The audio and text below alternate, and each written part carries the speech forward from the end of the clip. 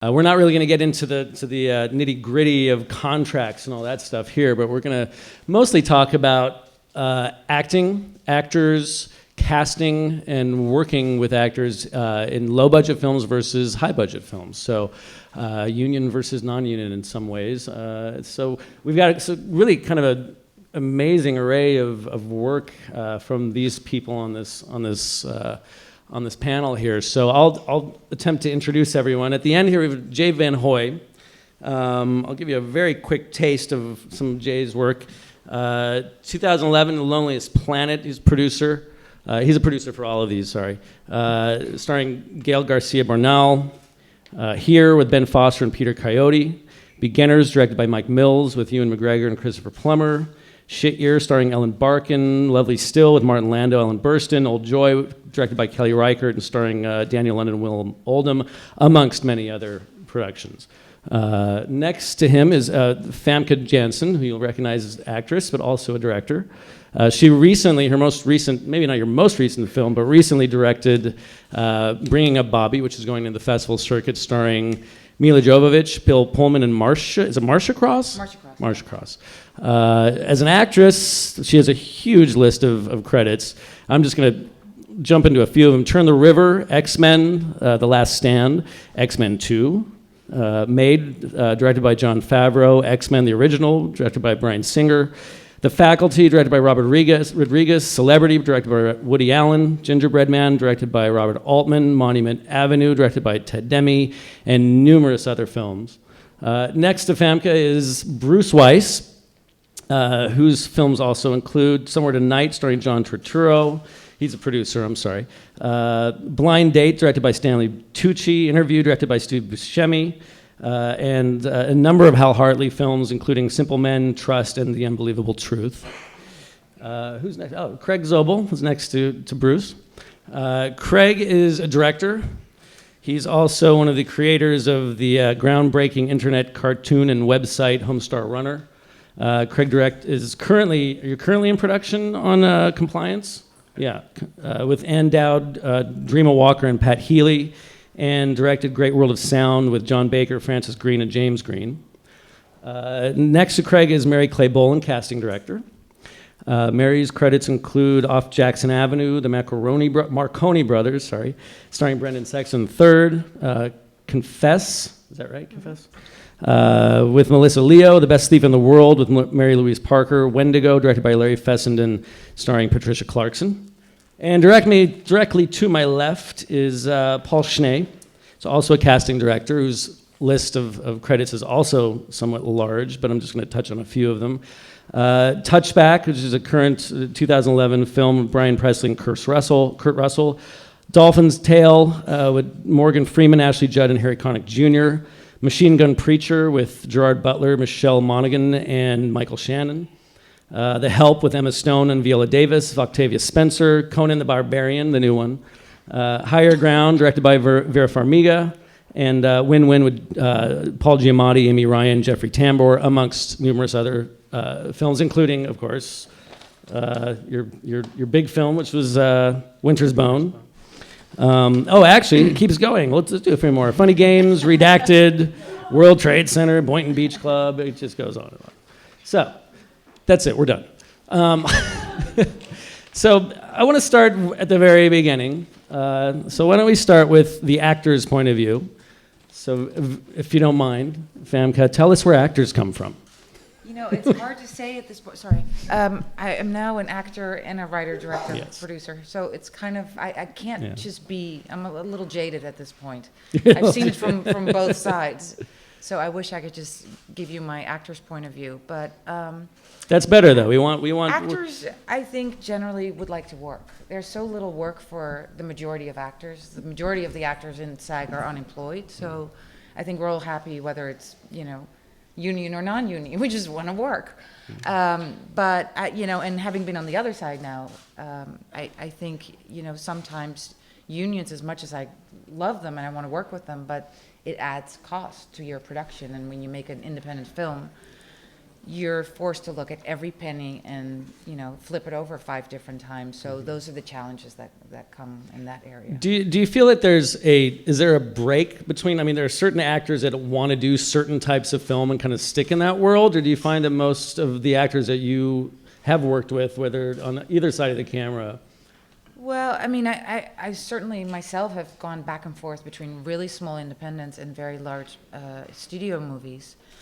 I've done it on purpose like that. I can't really speak for the other actors and how they want to do it. I know that, for a lot of actors, once they reach a certain status, it's really difficult to go and do an independent film. It wouldn't work for them. I mean, some do, but the majority kind of has to stick because they're on a certain level.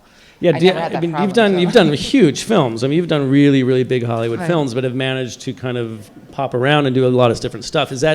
Do you think that's simply a personality thing? Do you think it has to do with who you're working with or levels? Or? For me personally, I turned to independent films because the roles were more challenging. And in the studio films, I got typecast a lot as the same type of, action, whatever figure thing. And so I was, I'm sorry, I was just looking for something a little bit. So Turn the River, as an example, a little independent film, I got to really, work with on a very small level, a really little budget movie, but, wonderful for your acting chops because you really get to do something different. And so that's been traditionally what's happened to me in my career, that I've gone back and forth between the two. I mean, I need to make money and I live in New York City. It's an expensive place, so I can't live off independent films as much as I wish I could. So then I turn to studio films for those, and they're fun to make too. I can make an argument for both. So for the producers, I guess, you have a project, you have a script, you have a story, something. What's your first step when it comes to the casting process? Well, on an independent level, I think it's always a problem of, it's hard to get the talent without the money. It's hard to get the money without the talent. So it sort of becomes a catch-22. In my experience, if you can actually get the talent to look at the material and it's good material, I think generally the response is positive. Just as an example to follow up on what Famke said, I just made 3 little movies with Steve Buscemi and Stanley Tucci and John Turturro. They wanted to do it because they were great parts. But then pretty much, Steve or John, they'll go and do an Adam Sandler movie because, like you said, it pays the bills. But it gives them the luxury to also do indie films. So Jay, how do you when you say getting to the talent? Wow.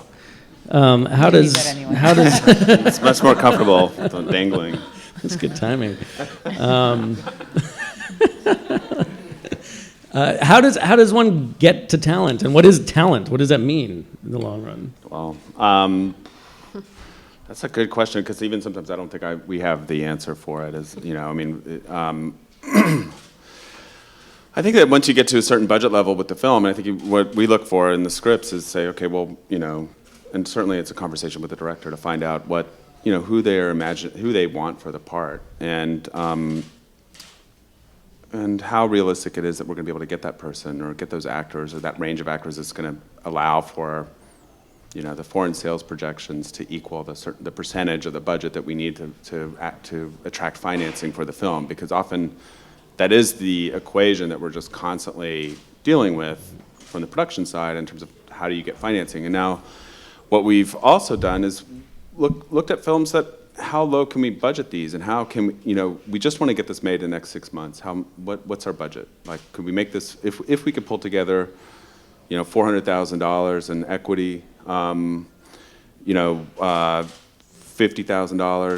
$25,000 to $50,000 in Kickstarter, some sort of grants and tax incentive, then all of a sudden you have like about a $700,000 movie, and it's not as cast dependent, and it becomes, I think, an opportunity for actors to be able to get involved in a film that aren't marketable and that are, where we're able, and also like, the SAGIndie contracts are a big part of that, especially the diversity in casting incentive. The Beginners was a diversity in casting film. That's the first thing we look for. That is one of the first things we're always looking for at our in our scripts is, can this be diversity in casting? Explain that to them. I mean, Saves a lot of money. I say it all the time. The You do it. percentages? Well, you don't have to say the percentages. 20% people. Okay. I mean, it's for protected group or for groups, observed groups that qualify the minorities, underrepresented underrepresented minorities, on screen, essentially, and you know, it so happens that most of our films that we're producing depict a diverse world, but not always. I mean, so that becomes a they're basically with the union. Just very briefly, there are these contracts where if they say if you spend under this amount, you can use SAG actors, but if you cast a certain number of quote unquote diverse underrepresented minorities, they'll let you go above that amount and still keep you within the range, so you can still spend very little on your actors. So the rates are for modified low. Your budget can go up to 935,000 instead of 600 and whatever it is, 25 or whatever the cutoff is. It helped us on beginners maintain a low budget in in the SAG low budget costs instead of the high budget, and it was a huge benefit. I mean, I was just working on a budget today where we can't do diversity in casting, and it's an $80,000. It's $1 million film, and it's about $80,000. So it's a major. It has a big impact.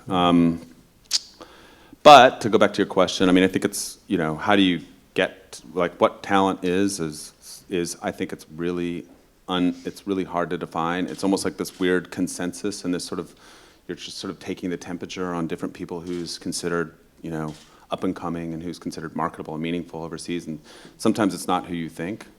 I find it to be very subjective. I often try to make the decision with the financier, as you were saying about, you know, trying to get one without the other, and so you're kind of, you know, edging everything forward to try to pull cast onto a film. And where it gets complicated is when it's like $1 million movie, you don't have a lot to offer. So now, going from the business side of it, let's go back to our two directors representing the directors world, Craig and Famke. What, you know, creatively, you know, there's a level where it's like we've got to get a talent, as in, you know, a name, as in something that's marketable overseas. But like, does a director come from this point? Do average directors, do you guys come from this point of view when you're looking for work? We're looking for casts? Thank you.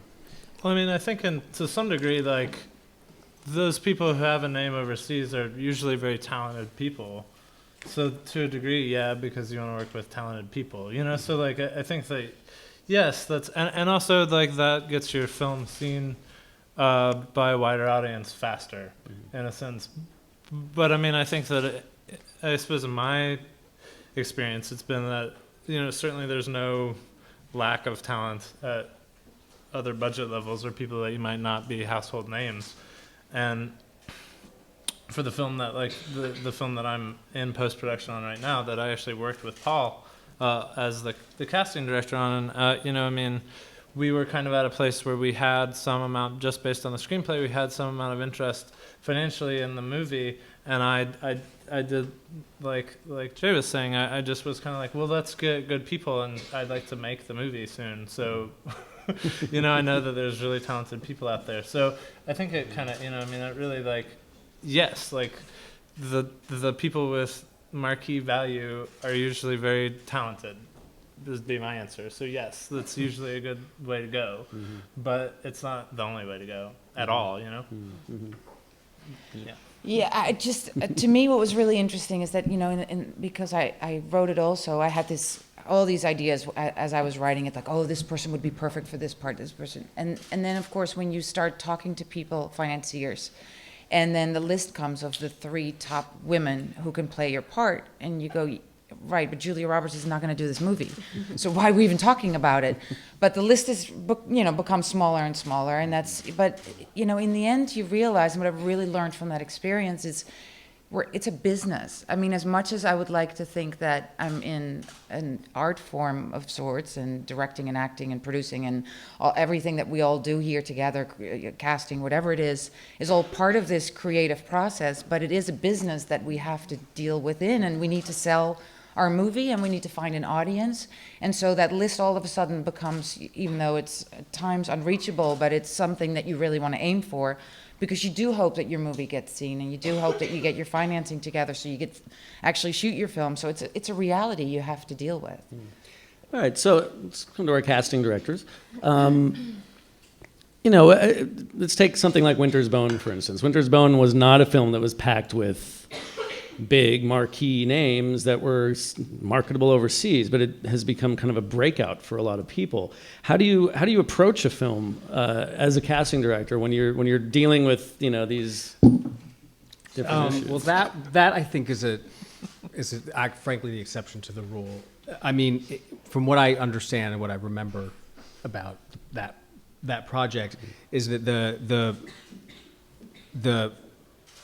all, if not most, of the financing was in place, and so we were in a position really to cast whoever Deborah Granick, the director, and I and her producer wanted. It was the three of us, like in a room, deciding. So it was a little bit of a clean slate. In a lot of ways, a little bit like with Craig's film, frankly, that he's in posts on. For those of you who've seen Winter's Bone, I think if there had been a bigger star than Jennifer Lawrence, as she is now, but in that role, and there were better-known people who were interested and who auditioned, actually, I'm not sure the movie would have worked, because a lot of people bring baggage, not necessarily in a pejorative way, but good or bad stuff with them that an audience expects this other thing. And so that film, to be incredibly idealistic about it, whether that was a $15 million movie or a $1.5 million movie, which is what it was, that script, once sort of word got around, I suppose, through the agents here and in LA, and women were going in for the main role that Jennifer Lawrence played, it almost didn't matter what the budget level was. People wanted to be a part of that movie. A lot more people started seeing Down to the Bone, Deborah's first film. No relation, just Bone in the title. John Hawkes was was something of an actor draw, because he was, within the acting community, a lot of people wanted to work with him, even though a lot of the public hadn't heard of him. So it was a little bit of a perfect storm. So there was not really that, we didn't get that list. I mean, if it was ever there, and I'm sure it was at one point, I never saw it and was never, instructed to try to get X, Y, or Z into that role that Jen played. And I think, really, to be honest and not to betray the material or whatever, I'm not sure it would have worked if, pick a name, would have been in that role, because you would have you saw this girl no one ever heard of, and you have no expectations. So it was just a purely material-driven thing, and it was just very, very lucky. So, Mary Clay, it's a bad example. I was trying to find the. That's the dream scenario. It really is, and it doesn't happen that's that the best. often. I know, and I love when and that's fully because funded to you, and they're like, we don't want names. That was off Jackson Avenue. It was called Jackson Avenue Hustle at first. And his first movie was Bobby G Can't Swim, and that was sort of a festival darling. So the script was really good, a little dark and twisted, but it actually would not have worked with names, because the roles, it was very ethnically diverse, and you sort of needed to believe that these women in it and all the characters, that they were, from the streets of New York. You just wouldn't have bought it if it was a star. So I love when they come in with $300,000 or $500,000, and they're like, I don't want a name, I want the best actor for the role. And you're like, yay, that's fun. We get to audition people and find great people. So at what point, generally speaking, do you guys come on board a film? It depends. We can come on board sometimes where we're getting someone attached to a project. I'm working on something right now where the producer has taken it to a couple independent studios, and they all like the project, but they're like, let's see if we can get talent attached. So then they come to us and hire us to get them a few names attached so they can bring it back and see if, like, Killer Films will do it or something like that. There's that regard. And then there's when they come to you fully funded and they say, let's go ahead and cast it. And if it's a large budget film, then they're going to want names, and you still are going to do all the lists and everything. So it's usually either fully funded and they come to you ready to go, or it's let's get some big names attached in order to get financing.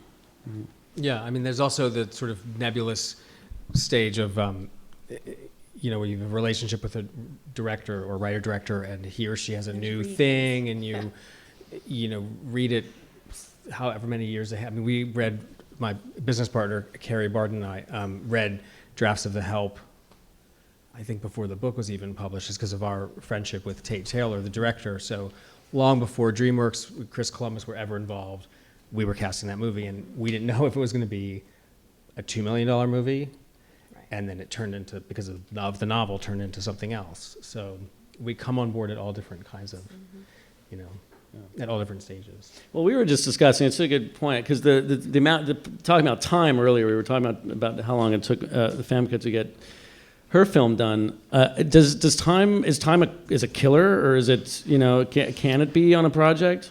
Well, yeah, of course you worry all the time that you sort of lost the momentum, or that people think that you're old hat or old news or whatever, and that nobody wants to touch your project anymore. So, and then it's your own, your own personal battles that you have to overcome daily of like, no, I'm not a loser. This movie's really going to happen one day. It's all of these things that come into play. And when actors are attached and then they fall through, whatever. We didn't even have a casting director. We couldn't afford one. So we had to do everything ourselves. We had to find a little boy who, without knowing any of the, child agencies or anything like that. So we just had to improvise everything. And my producing partner, Sophia Sondervan, and I sort of had to figure out ways to do things that we never had done before. And, you just... Next time, I would love to have a casting director. It'd be great. Always hire a casting director. I know that now, but I always knew that. We just couldn't afford it. Well, tell us why. That's a good point to bring up, because explain that. Why do we need a casting director? I mean, there was a time where people used to just cast their own projects. Cheap but not free. That's my motto. Yeah. Well, it's about the relationships. Well, there is some with all the agents. You'd like to think that. I mean, we're relative. This is a very, very small business. I mean, like here and in LA, it's just one world, and it's really, really small. And there's very few of us, I think. And so if you look at the kind of stuff that we've done, the sort of material, I mean, you do everything from big to small movies. And so Conan, what do the Conan and, Winter's Bone have in common? Nothing. Right. One's in 3D. We can kind of help. TV and TV, we can sort of help kind of, break through the only thing we can't do, and I won't speak for you, is we can't get somebody to like something. I think a lot of times, I'll have phone calls. A lot of times I'll have phone calls or meetings or whatever, and the producer or financier will say, get me da-da-da, get me Famke Janssen. Well, if I send it to Famke's manager and agent, and Famke reads it and doesn't like it, there's nothing I can do about that. I can't make her like a script. So hopefully, presumably, Carrie and I and others like us will have some sort of filter of taste, to want to do a project. And I think you're right. There's a point after which we will, just to speak about the sort of nitty-gritty of it all, sign on to a movie, say, for a year or 8 months. If after a year, there's the Blue Valentines and the Winter's Bone, there's those exceptions that hang around for 8 years because they're so good. But I feel like, generally speaking, if after a year, maybe 18 months, things aren't clicking, things aren't coming together, it's like I said, the agenting and management community for talent is very, very small, and it doesn't take long for something excellent, for the Blue Valentine or Winter's Bone. Everyone's going to know it's out there. So if after 18 months or so things aren't clicking, I don't think it's really... It can also be dangerous if the script is out. Like I worked on a film that finally shot this summer. It's based on a Christopher Shin play. It's called Four. And 3 years ago, they were making it for $2 million. And then I came on board, and they were making it for $1 million. And I had to prep them and be like, okay, you've already done this. They cast part of it, and it fell apart. So I had to deal with all the weary agents and swear that it was going to happen this time, right. When I had to reintroduce it to people. And then they postponed it again for another year and ended up shooting it this summer for $500,000. And we ended up keeping the cast that I cast a year ago for $1 million, thank God. Because it's good. Because it's good. So that actually, the script was so good, and it was based on a great play, and the characters were great, so the actors wanted to keep doing it. Mm-hmm. And, Wendell Pierce was in it. We had to work around Treme a little, but we ended up doing it. And I feel like under a certain budget level, probably at any budget level, if actors will come onto something because of they the like materials, material, yeah. it's material driven. Everyone's smart enough to know what they're doing for a paycheck or not. You know, this is going to be my Sundance movie. This will maybe get me an Independent Spirit Award nomination or an Oscar nomination or whatever. I wanted to add one more quick thing about the importance of the casting directors here in general.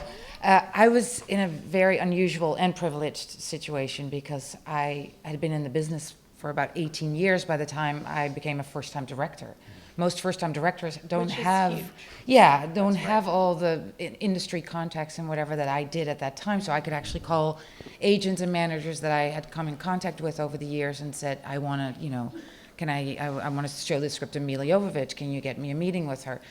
That, you know, and then of course I have my own manager, Emily Gerson-Taines, who's sitting over there, who can help me. And, you know, so these are things that I have that a first-time director normally doesn't have. And so of course they need a casting director and everybody to help them out in the beginning. But like I said, I would do it again in a heart. I would never do it again like this. I would always go with a casting director from now on, and get in everybody around me to know exactly what they're doing.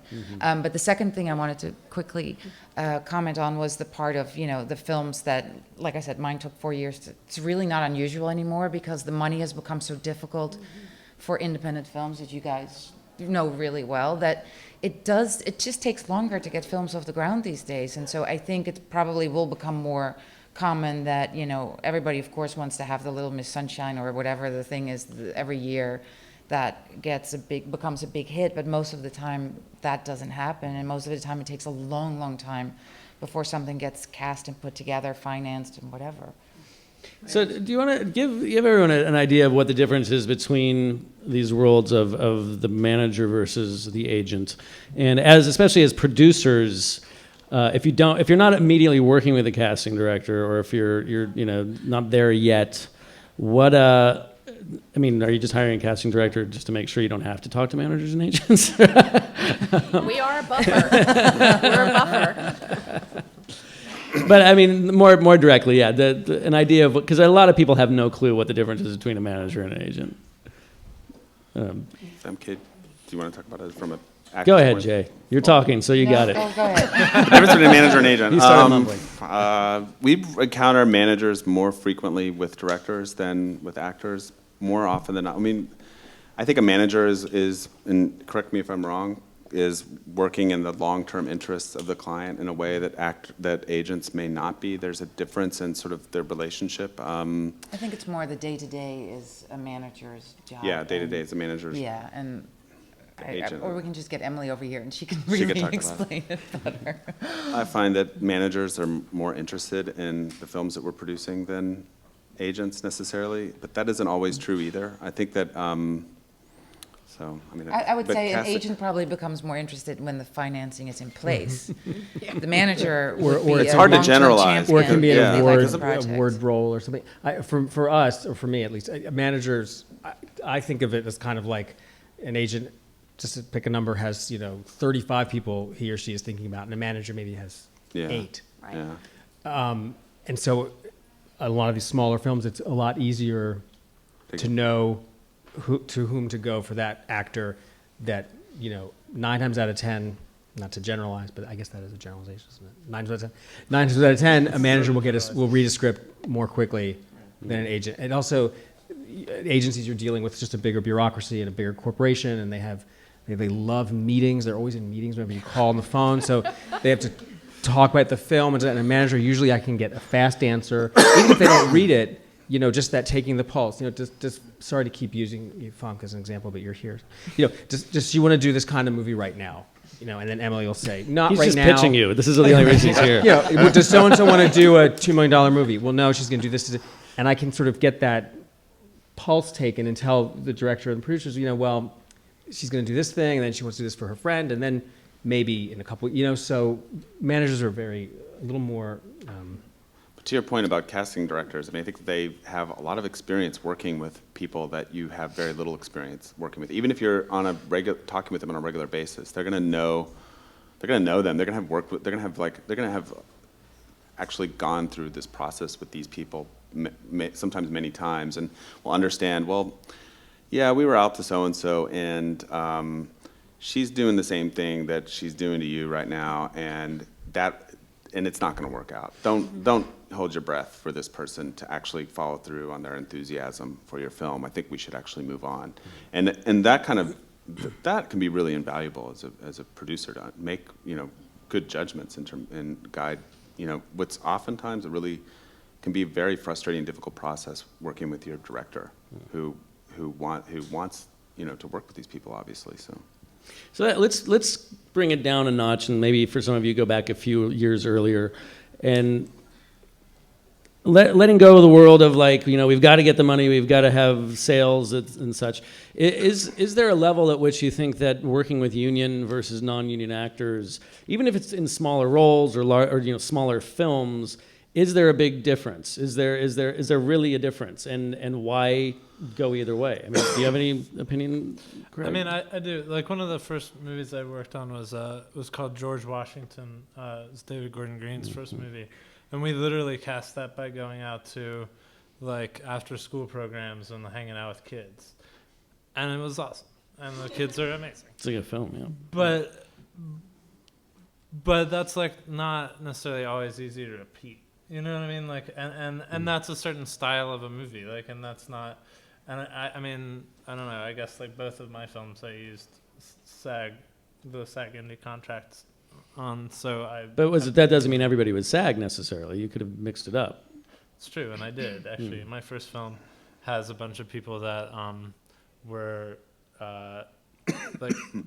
my first film deals with musical auditions, and it had people coming in and playing songs and being in the film that actually weren't actors at all, but they were interacting with actors, and I needed people who had actually had training in improvisation and knew the shortcuts, and with me we could talk very fast about sort of what was going to happen in situations where they would be interacting a lot with people that were non-actors. So I mean, I guess I think that it's it's and I would actually look at this panel, and I would bet that most people here are in a union of some sort, right? Are you guys both That's a in good union? question. Yeah. Are you in? You're Producer, we don't have a union. No, there's a producers union. Just We're nobody belongs. We're forming an association. I mean, it's not it's necessary. I don't know. I mean, it's Famke's right that it is expensive at a certain point to have the entire production be union, but the nice kind of thing about the world is that you can have it be a SAG film, but maybe not completely a union show. I mean, Do people make films that aren't SAG? I think my very Yeah. first film, They do. the first film I did, going back years with Hal Hartley, we made that film for $75,000. It was my money, my father's money, my dentist's money, and Hal basically cast it from people he went to purchase with, who happened to be Edie Falco, Right. Robert Burke. Yeah, but she wasn't Edie Falco No, when she was. She wasn't union at that point either. Right. Yeah. I don't believe. And then Adrian Shelley we found just through an ad in Backstage. So, you do what you have to do at a certain point. Use what you have. So everybody, whenever we come to these kind of events or panels, there's always one panel about the new industry and what the new industry is like, and the new reality of the internet, and nobody's going out to theaters anymore, and what do we do about it? So there does seem to be a level where actors, there is the question of actors as investments, sort of within your investment. But is there a level where you think actors are kind of required to stay on the film for a lot longer now because of the new shape of the industry? I mean, the way that independent filmmakers are kind of required to stay on a little longer, How kind would of an actor shepherd. be what do you mean by that? To promote it? promotion? and Like stuff? through promotions, through shepherding it through the festival circuit. Is that changed at all, or is it kind of still the same?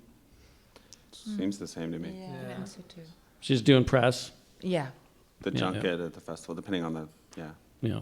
Okay.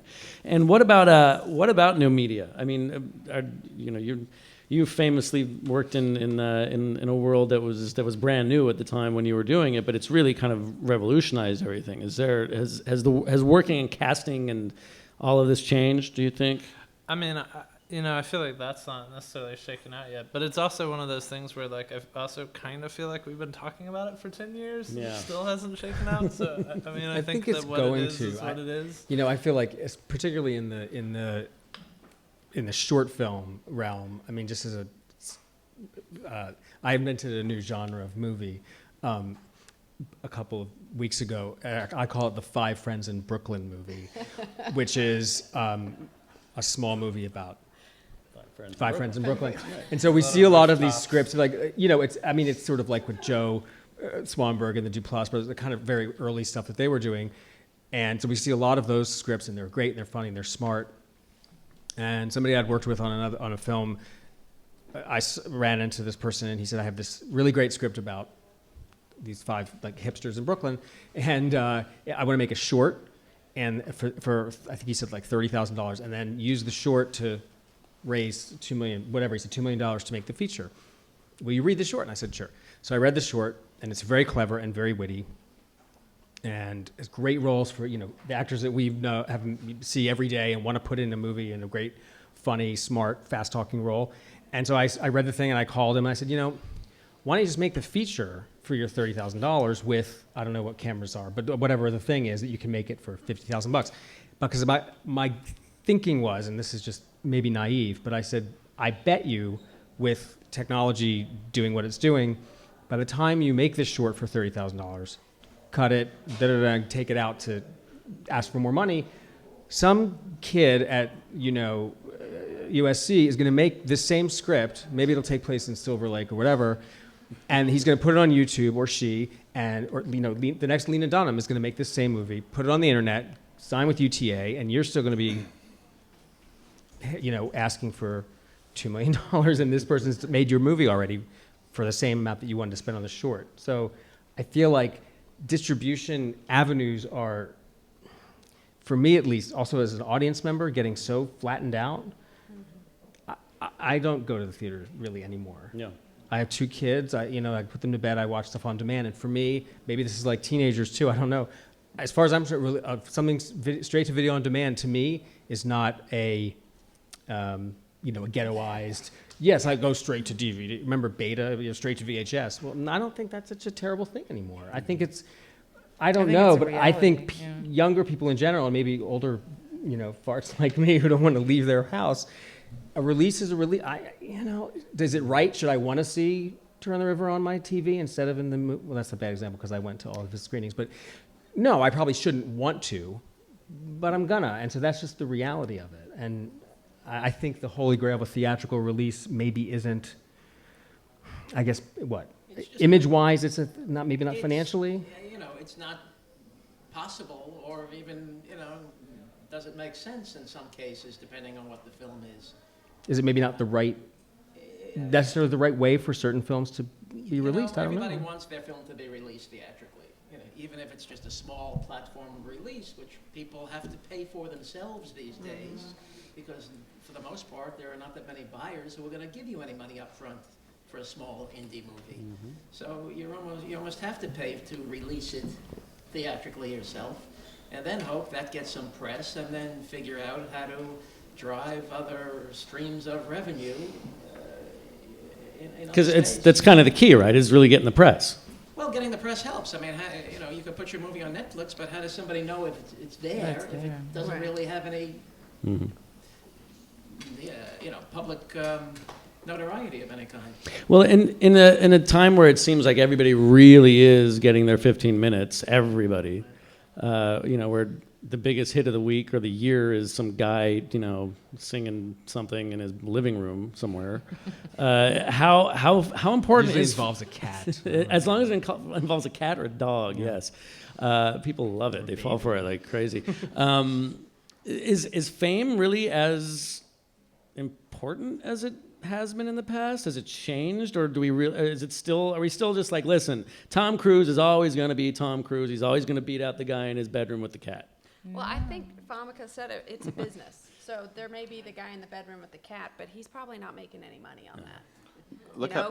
Everyone may know him, and Sony may go to him and be like, "We want to make a movie about you and your cat," But I think the the revenue is the important fact, and that you can have these, celebrity pieces, or not celebrity pieces, but big pieces on YouTube. I guess or everyone's trying to something. figure out how to They're trying to figure out monetize how to all make those.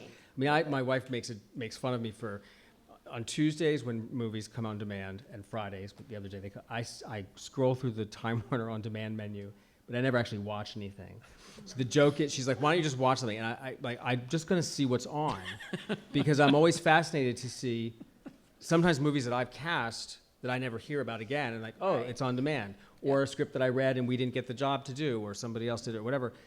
And sometimes, and this is just as an exercise, they have people on the lists in them. Though there's this film with Michelle Williams and Ryan Gosling. I've never heard of that movie.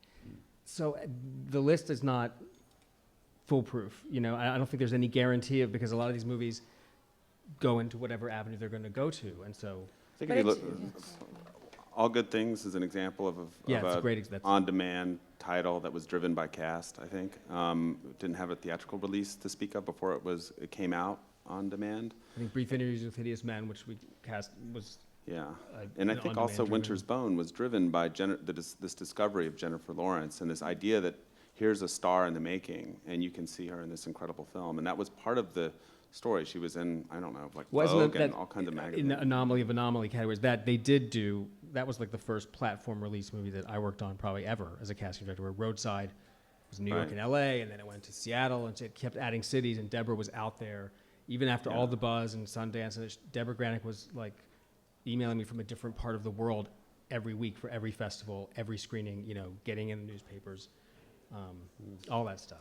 And that theatrical eventising of the film drove publicity that ultimately sort of probably pushed the ancillaries, whether it was video on demand or whatever. I mean, I think they're savvy marketers. They have different options to work with in order to push the films and to get the films out there. And some work better in some channels and some work better in others. I mean, I think that the theatrical experience doesn't go away.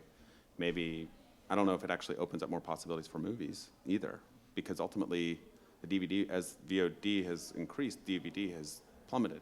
So really we're just looking at a replacement of some other kind of home video, and ultimately the price points are a lot lower, so it's gutting the industry in a way. And that's why the industry has been, historically, it's stabilized to an extent, but it's been in a pretty bad place over the And past it's also years. easier to make movies than it's ever been. Everybody can make it. You can put your iPhone onto somebody and you've made a movie. I mean, So does this mean that we're in an era where perhaps stardom is becoming more important, or? I look around and I actually think that fame and celebrity has changed tremendously. I don't think it was like it was 10 years ago even.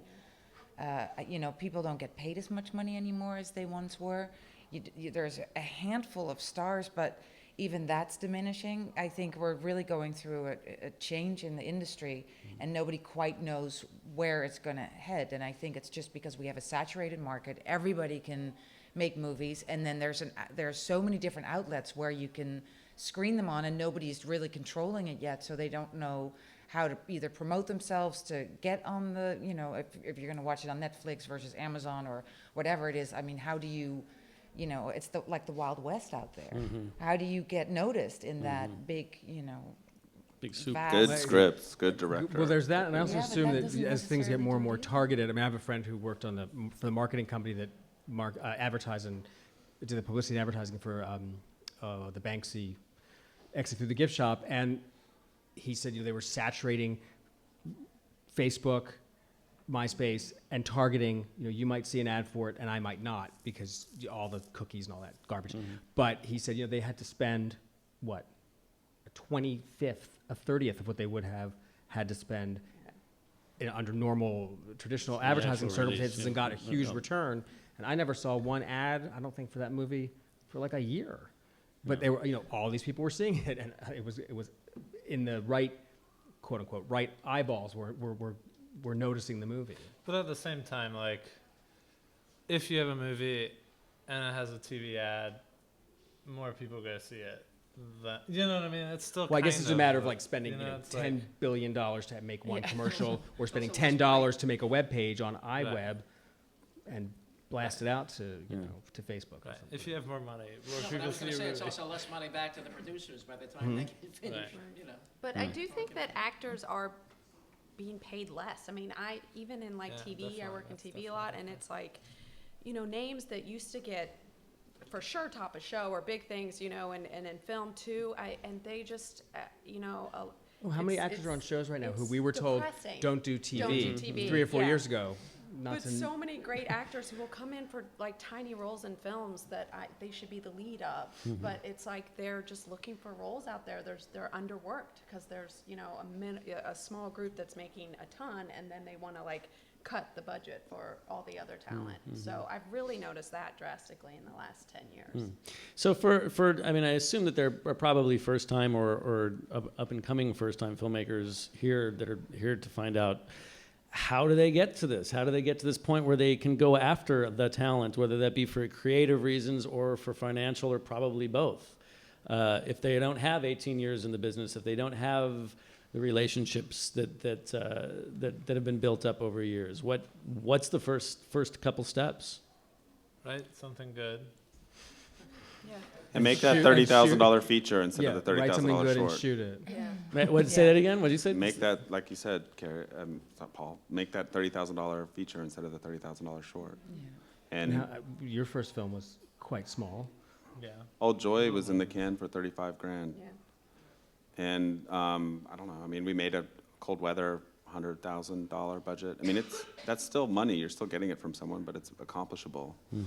I mean, of course, there's plenty of examples of very micro budget films that have not necessarily been huge breakout successes, but have done very well for the filmmakers. And Then how do they get to the talent, though? I mean, I think you look to your right and look to your left and see who's there, and then you go out and make the movie. You should, I mean, there are people there are opportunities. You can talk to casting directors who might, I'm not sure you or need their the talent assistants. for your first movie. Or If you you're do gonna it make, with unknowns. yeah, I think like David made, when David made his movie, made George Washington, it was, or when Hal made Trusty, that was like his world. And no one knew who any of those people were. And so I think the first time out to make your mark as a filmmaker, that's your Yes, but I'll tell you, I think if Hal made those movies now, they'd be very hard to sell.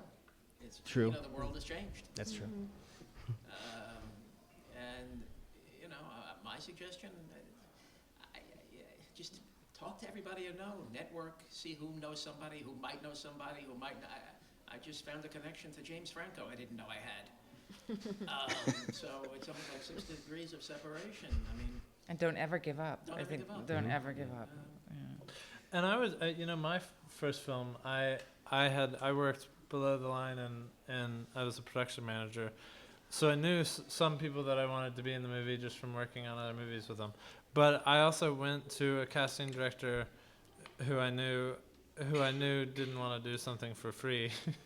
And I said, hey, listen, I know that this is probably not for you, but like, do you know of anybody who's an associate or an assistant that may help me out with 3 roles that I know that I need something very specific for that I'm not finding in my world, that is not near me, like is not a person that I touch, come in contact with very often.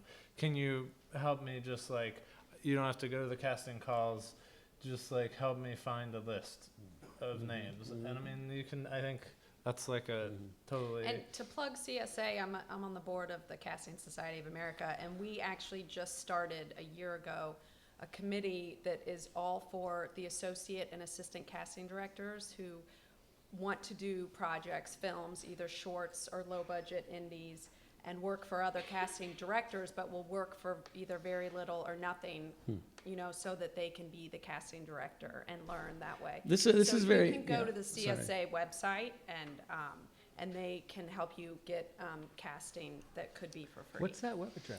That's great.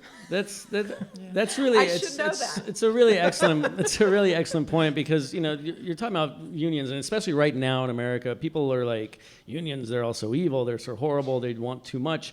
But I mean, I guess at least in this industry, it's with my first film, we had like $25,000. Literally, we were nobodies. We didn't know anybody. We were just like, we're making this movie. We're getting old, looking for this money, and let's just do the damn thing already. So we just started casting. We're like, we're not going to do union. Forget about it. There's no way. And half of the people that walked in the door who we fell in love with for these roles, especially our lead, It's like they're a union. Okay, shit, what do we do?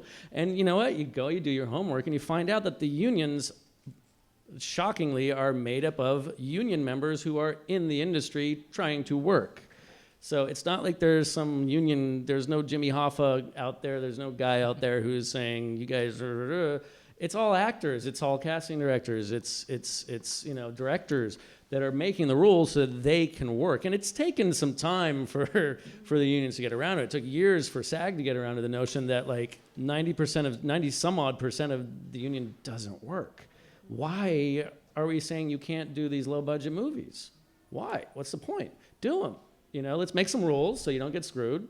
So you make some money somewhere along the line, or at least get a copy of it, or you know don't get you know worked around the clock without meals and stuff like that, you know, and you can do it. So it's a good point. Anyway, there is James Hoffa Jr. But there is right. James Hoffa. We're Teamsters, so I don't want to admit that can't go on. No, actually, we shot in Oklahoma, which is a right-to-work state, and we were SAG, but we were non-union for the rest of the crew. And people would say like, well, you might get shut down, even though it's a right-to-work state, but from Texas, very close by, and they might come in. So that had a little bit of the Jim Hoffa feel to it for a second. And we did, by the way, have a casting director there for our smoke parts. I just wanted to say that. Well, it will get more difficult, really, I had people like with signs to hire non-union, maybe DPs or casting directors as they get more and more. The rules get more and more well enforced, but maybe you'll be able to go to the associate or assistant level for casting, and that's where people want to start with casting. And doing your homework, and again the knowing people. I mean, I've had I don't work for SAG. I work for it's a totally separate organization, but I get phone calls from producers and friends who are producers saying, I just did something, or I'm about to do something, or somebody on my set whose name I'm not telling you just did something that's going to completely fly in the face of all the rules. And usually there's, if you know the right people, if you get the friendships and say, listen, this is what's going on, what do I do about it? Not always, but there's often ways for them to kind of help figure out how to get, because it's just filmmaking. Nobody's lives are at stake usually. Usually it's about whether or not a movie gets made. So everybody wants the movies to get made. Anyway, let's go ahead and take questions if you guys have any. Bless you. Bless you.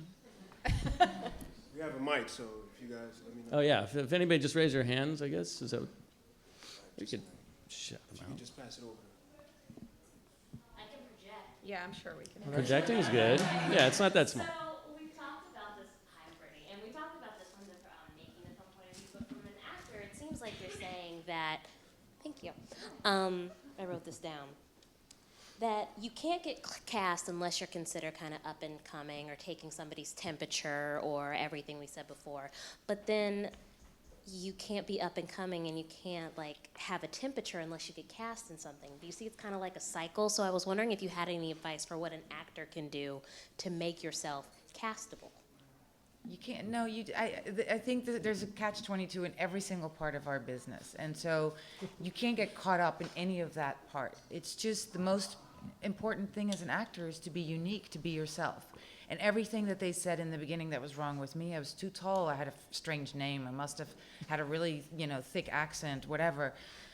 Everything that people said that that was going to work against me, in the end ends up working for you, but you have to believe in yourself, because nobody else is going to do it. You have to have, try to have the confidence, even if you have to fake it. And just stay true to yourself and be unique. Don't try to be somebody else. Don't try to become something that you think people want you to be, because that's not interesting to watch. I mean, you, as a person, whatever you have to give, your own unique self, that's going to be what's going to get you noticed in the end if that's in your cards, you know what I mean? But stay true to yourself. It's really important. And don't give up. I mean, I cannot say that enough. I've wanted to give up so many times over the 18 years of being in this business, but if you want to reach a goal, it's harder than you possibly can imagine. You don't want to hear this right now, but it's true, and you just have to keep going. I hope that helps. There's also, I mean, on a purely nuts and bolts level, I go in and talk to filmmakers and young actors at NYU, at all kinds of film schools and acting schools, and everybody's jonesing to get into the union. And you have to be really careful not to do it too soon. All these people want to see tape on you. Everybody wants to see you do stuff. And it's really hard to get cast in these big movies that are union movies. So be careful. There are people that like get their first acting gig and all of a sudden they're like, I'm paying the money and I'm in the union and great. And then they find out that there's this whole world that you're shut out of, because you can't do non-union films once you're in the union. So on that point, do that. But do you think that doing theater is good? Do you guys go see theater? Yes. Absolutely. I think it's yes, crucial. absolutely. And you're in New York, and there's no part that's too small. So No. while you're figuring it out, just manage the career you're having at that moment, and don't make decisions based on a career that is 10 years off. No, You know, and do that you're in a showcases, great city anything. where you can do showcases. Yeah. As casting directors, we see, our offices see everything, or try to. And I'll hire a non-union actor in 2 seconds. I don't, if it's easy to Taft-Hartley, or if it's a, position where we don't have to waiver because it's something specific, but that isn't gonna hold casting people off if you aren't union at that time, so. Yeah, and also you don't have to be precious about anything. It's not like, you can't do commercials or whatever. Just anything you can do, because the thing about acting is that you get to do it so little that you want to make your, you have to get the chops, you have to try to work. So any opportunity you get, take it. I mean, there's nobody in our business has a perfect golden pass. Trust me, you look back and they all have done some whatever commercial or some embarrassing movie or whatever it is. So really, just don't also be you precious. find those people who are doing the student films, the graduate films, things that even if they're not that great, if you're good in it, you can get your scene, put it up online. There's webisodes. I mean, there's a mind-boggling number of venues that I don't even have to leave my house or my office and just Except people you're just going email through me lists, stuff. though. You're just going through lists. No, right? I mean, people email me websites, and here's a link Yeah. to my scene on some cables. There's just so much out there. The other thing too is that, to sort of pick up what Famke said, I actually see breakdowns, for those of you character breakdowns that are issued by Breakdown Services, which is a sort of a want ad, I guess, for roles that we're looking for. In terms of, don't let anybody type you, except you. I love this. Like, a lot of times with more short-sighted financiers and producers, we'll get the prototypes, and I'm sure once you were too tall and too foreign, and now you're a Famke Janssen type. That's a type now. It wasn't 20 years ago. The role is the thing that you can contort to fit you. I find a lot of actors come in and audition and they try to jam themselves into this waitress role or whatever, because it says some baloney, thing on the character description. That's why when you go on an audition for, primarily in film, I guess, more so than TV, I suppose, you'll see 20 other women, maybe, and men too, perhaps, who white people who look nothing like you, and you're all going in for the same part, and you're like, what's going on? Well, that's the fun part of our job. That's why so we're there, you're in to show us what you can do with the role that she can't do and that he can't do. So just all you have is yourself. And if so you that's can your afford best. it, acting classes are great because they're great. I mean, for inspiration's sake, you get to act all the time. You're around other actors. You get to bounce ideas of one another. You get to make contacts with other actors. It's a really good place, and it's a safe place where nobody's judging you. And there will plenty in the real world. And so. you never know you never know who's going to end up. Who's Bruce. Who's the next Craig or whatever. And be nice to everyone. Yeah. Always. Always, anyway.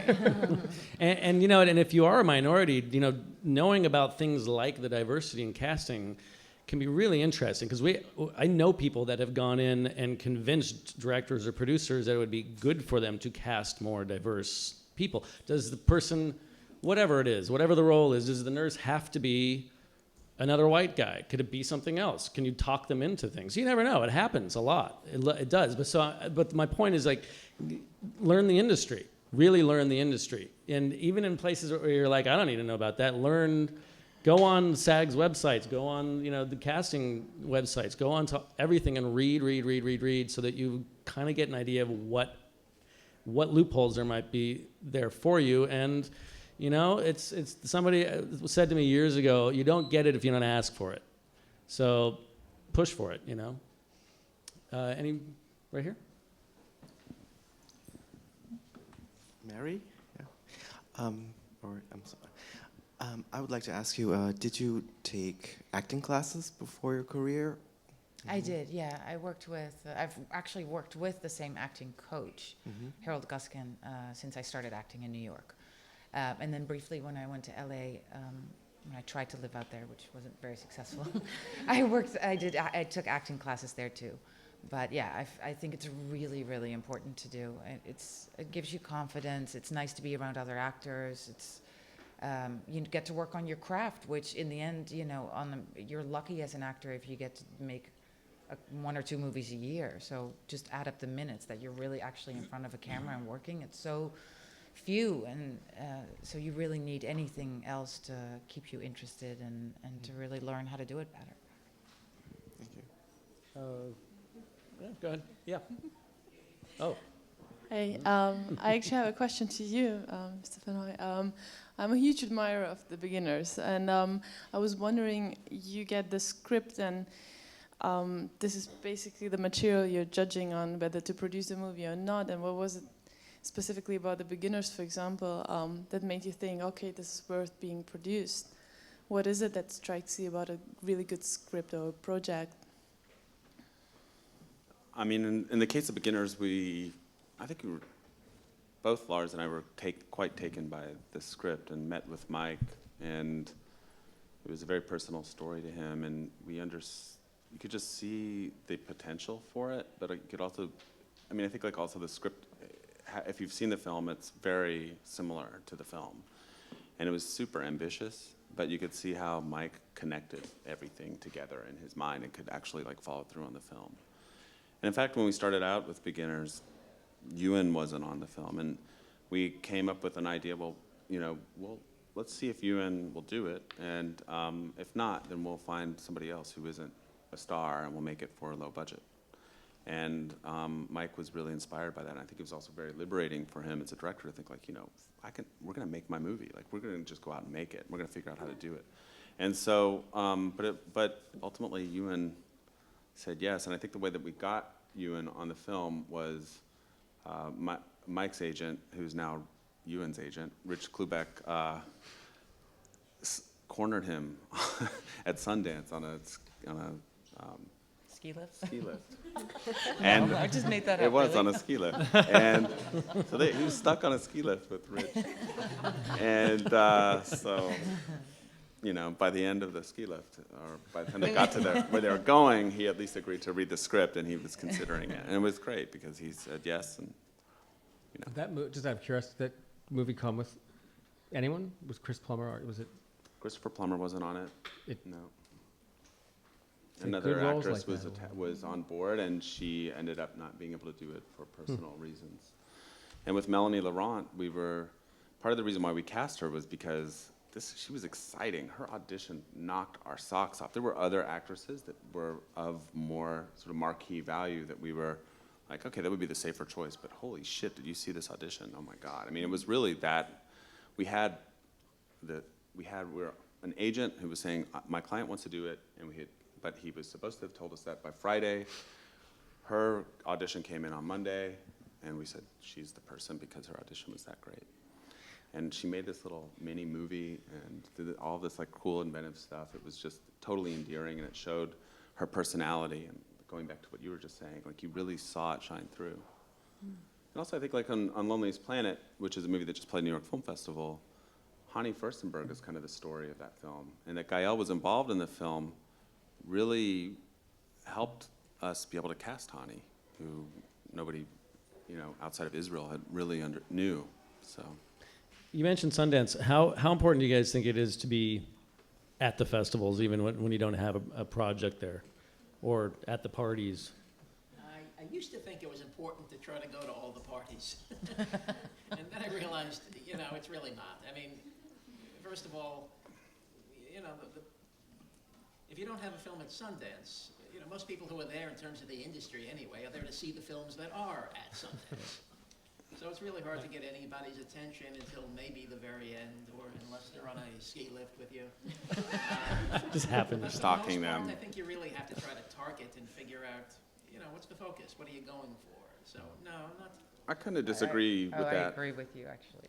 I think that No, like going to film festivals and meeting people and meeting them socially, not necessarily going after Ewan McGregor on a ski lift, but getting to know the short filmmaker. I mean, if you're an actor and you're interested in sort of like getting a sense of the community, these are probably, you know, it's going to shake out that some of these folks are the up and coming filmmakers and actors and directors of, you know, this generation. And so you kind of have an opportunity. There is, you know, No, I agree. they're with out of, that. they don't know anybody either, you know, they're not established. No, I mean, that's all about networking, but I mean, Yeah. the question was about parties.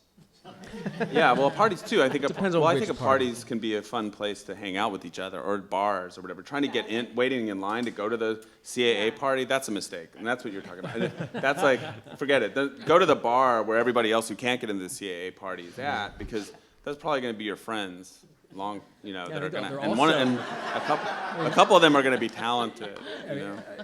I don't, you know, not shilling for Sundance, but I think you don't even have to necessarily go physically Yeah. to Park City anymore. They're screening things in Brooklyn now, and they'll do the shorts on the Sundance Channel, and so you can see a lot of this stuff, and that's a great short film, and then track down the filmmaker, you know, and then stalk them, cyber stalk them. Paul's all about doing everything So, on the yeah. computer. So Clearly, I'm stalking, pretty lazy. I don't think. stalking and rushing onto ski lifts. I want to see the moment that he got onto that ski lift with him. I have a very great mental imagined image of it, but Just pushing people Well, down. I wish think I it's was a there. good illustrative point of a good, really good role and a really good material. You know, the world being our world being so little, it will get latched onto. Like Rich Kubrick was like, you know, you have to do this. he went And after roles it. like that are, you know, how often do they come? You know, so when something's that, you know, with And- this Ree and Winter's Bone or that. Yeah. I mean, I feel like that's like basically the like takeaway in a generalized sense. And the whole thing is like, as an actor, or as long as you're having fun, and like leaning on your talents instead of like worrying, like you said, about like what your like 5-year plan is, you'll make better stuff and people start noticing you. And then the people that notice you and want to talk to you at the line to the, you know, the CAA party, like that you actually hang out with, will like be useful, and it'll happen more organically than I feel like it feels like sometimes when you listen to a panel. I don't know. Well, there's a fine line between being like focused and just coming off as just desperate. Yeah. Yeah. And I think coming at it from an actor's point of view, I avoid old parties and all that kind of stuff because I feel it makes me look really desperate if I would do that. So I think it's different probably as a producer or whatever. Yeah, but that's true. They're It not comes- very fun to go to. I feel like that's like the other thing we should tell You spend the night yelling at each other. Those too. parties? It's very hard to hear. Yeah. Anyway, anyone? Yes. I guess it's a question for all of you guys. Being that the industry, as you described, is so volatile, would you say that success often happens in more serendipitous moments, like seeing Melanie Laurent's, you know, having that actress not accept the role and seeing that amazing audition, or are there rules, or is there more of a trend to success, or is it really all just serendipity? I think there's absolutely no No. single Serendipity. path to success in this business, period. I think that if you look at everybody's CV or resume or their past work, you're going to see all these little twists and turns and different ways of. I mean, if there's any consistency, it's just not. I mean, I don't know. Actually, there is no. The lack There's of absolutely no. It's yeah. all about timing, I think. And Yeah, it's about you never timing, know for what sure. project, if it's a project that you like, that you respond to, do it. If you respect it and you like the people that are a part of it, do it, because for all you know, I mean, it's why independent film, so many actors want to do them, you know, if they like the script and everything, because it could be one of the many, many films that is never seen from again. Or it could be the one that somehow breaks out, or another producer sees it and loves that actor. Who was that? Da da da. You know, and then it goes from there. So it's just so random, and lucky how all that happens, that you just have to sort of follow your gut and what projects work for you and what, you know, what you like and who you respect in their work.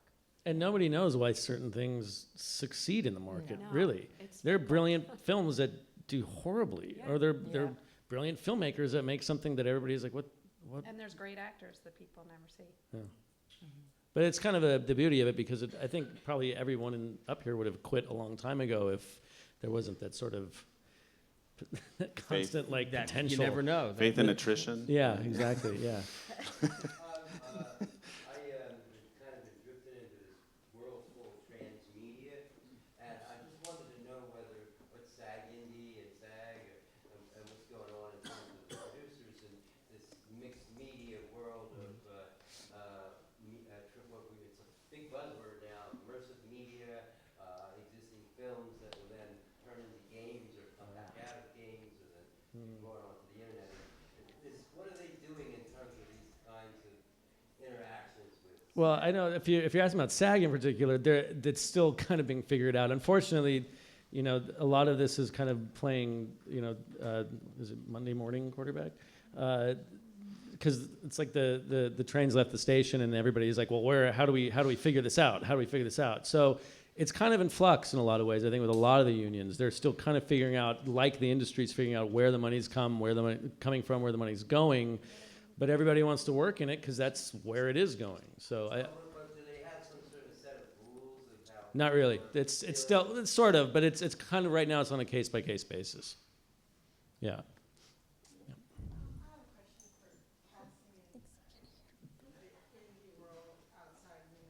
Like, you know, films in London, I mean, in England or in France. And you see a lot of maybe English actors coming here, or there are American actors going over there. And like for indie films, kind of like international co-production, if you're an actor and you want to be in an English film, or and you have language skills, like you know, if you're like a Gaël Bernal, or you want to have a career path like a Gaël Bernal, how would you position yourself? Like in your association, do you associate with other casting directors from other countries? We do. We do work with other casting directors and it is becoming, especially in England, well, in Australia, I mean, sort of all around, like everything, it's becoming very global casting. So you may have casting directors in multiple cities all working together on a project, or we're working on something right now where we have an offer out for a film to someone in England that the rest of the cast will be American, but this, you know, so it all depends on the union rules at the moment and sort of those sort of things. But as far as wish lists, people look globally at this point, I think, definitely. Thank you. And Skype is an amazing thing because you can actually audition. Totally. I audition Yes. people Yeah, by that's Skype. Oh yeah. Yeah, Mhm. it's great. It's Couple of times, unbelievable. I Again, mean, don't you have to leave my house. Yeah. Paul's way to Not say. leaving the couch. Yeah, let's go right here. Hi. I have a question as an actor. You have such few precious moments with a casting director when you go to an audition. And you always hear certain things like less is more, or you don't want a sob story, or like, what would you recommend? Would you recommend an actor to take the big risk, like show the personality, or, you know, lower it down and do something that sounds honest or authentic or yourself? Like, what would you recommend? Yes. I mean, I think that, you know, I saw you nodding. I mean, I think that you're right. You get however many minutes or seconds even. I think you want to kind of do both within the context of the project, i.e., I think if you come in for an independent film, it's going to be a lot different than if you go in for CSI. You know, those are just different animals. So that's part of your homework, is knowing sort of what the parameters are. But generally speaking, personally, I think maybe you agree, I like to see more interesting, you know, logical, big, not necessarily theatrical, like just a level of commitment to, you know, like I said before, the role is the thing that you can manipulate, and you know, you're you. The role is the thing that's, you know, changeable. So make that yours. So maybe I'll go, oh wow, that was weird. That didn't make any sense. You know, but maybe, do you want to read for this other role? And of course you say yeah. Or, you know, there's something else. Maybe next month or maybe in 4 years. But stuff like that is always, you always remember. Worst case scenario, you get an adjustment. I mean, I can't tell you how many actors come in making no choices with the scene. And just read it, and you're just like, okay, thank you. I mean, you have to say the dreaded line, okay, thank you, because you're like, I don't, you know, that if you come in and make a strong choice and make an impression, you know, worst case, you will maybe go, whoa, we've never seen the scene that way, but it was interesting, and I like where your mind's at. Can you do this? But like he said, for independent film, and if it's a meaty role, that's something that's very important. If it's a one-line role that you're going in for, don't yell. Make it your own. Do something crazy. Well, I think, you know, those are the hardest auditions to do, one-liners, but just usually these the are best bets. Throw it not away. to be too specific about auditions and speaking to actors, but you know, it is, you're going on a job interview, you're going on a blind date, you're like all in 4 minutes. There's all these things going on. I think your goal really isn't necessarily to get the job, because you probably aren't going to. Your job is to come back again. And again, so that we're like, that girl, she's really strange. That was interesting and funny and weird and funky. And there's, and you know, so much is out of your control anyway, in terms of what we're working on. Maybe Craig and I are working on something, and overnight, the role you're coming in for, he's changed to a teenage Asian boy. But you know, but you still, and so you don't know that. But there's other things in his movie maybe, or whatever. So all you can control is what you do in the room for those 2 minutes. Be specific and have fun with it, and make sure that you like what you did. You know what I mean? Like, I think that's awesome. But it's really true what Paul just said. For my first years as an actor, I could not get a job. But it was thanks to the casting directors who kept bringing me back.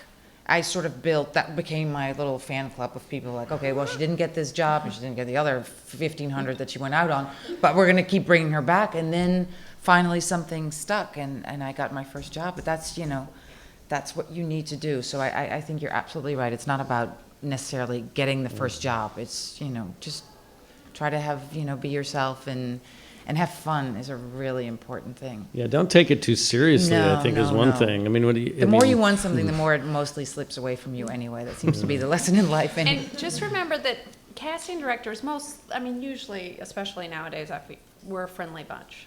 And we want you to do well, and we want to cast it. So we're rooting for your success. So just, I know no matter what, you're going to be nervous and have anxiety, but it's important to remember that usually we want to make it a friendly room, and we want you to succeed. And make sure your picture actually looks like you. Yeah, it's very true. How many times that just ruins it, because they walk in and you're like what? I see pictures of people like with it. You can't carry around a fan in front of you, like right. With a glow light. With a light, you know, under all day. So just make sure you look like the picture. Yeah. Okay, right here.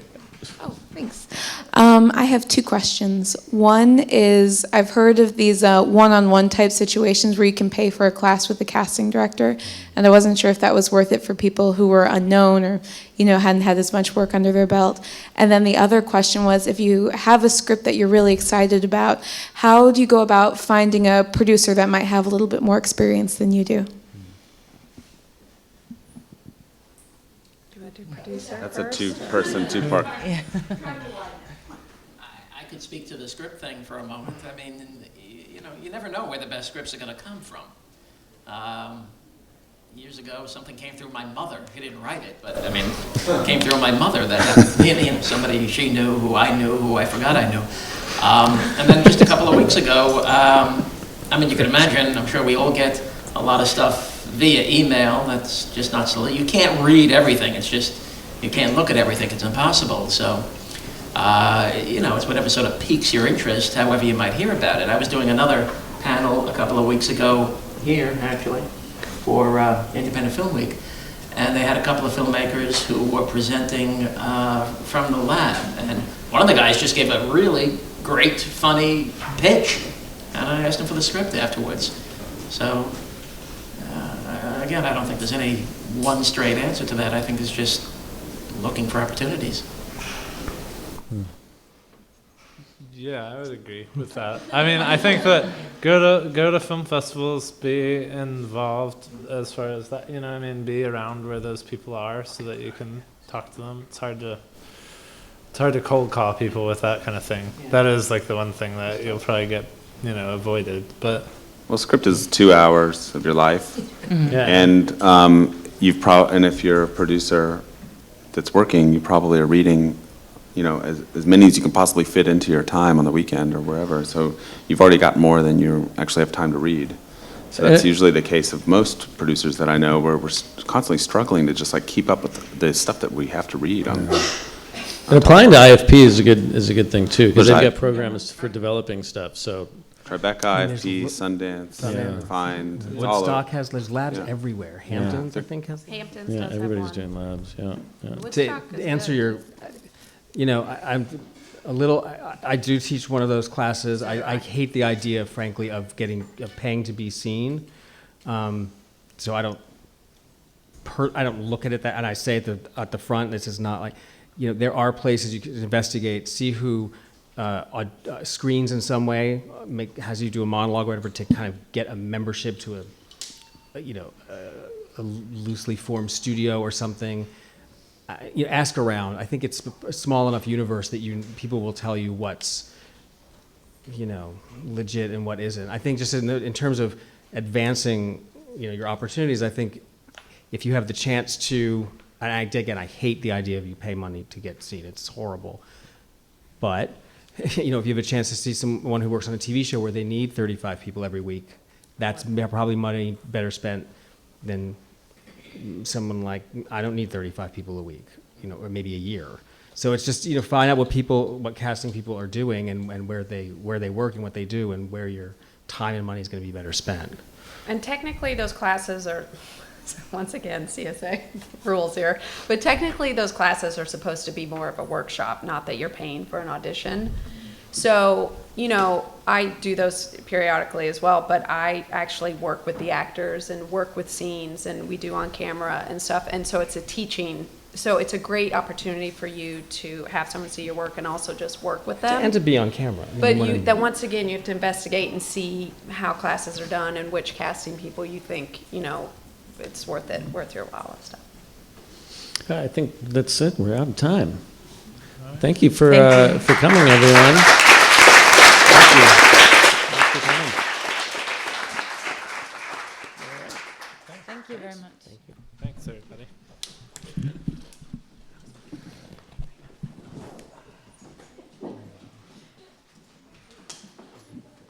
Oh, I've used, please.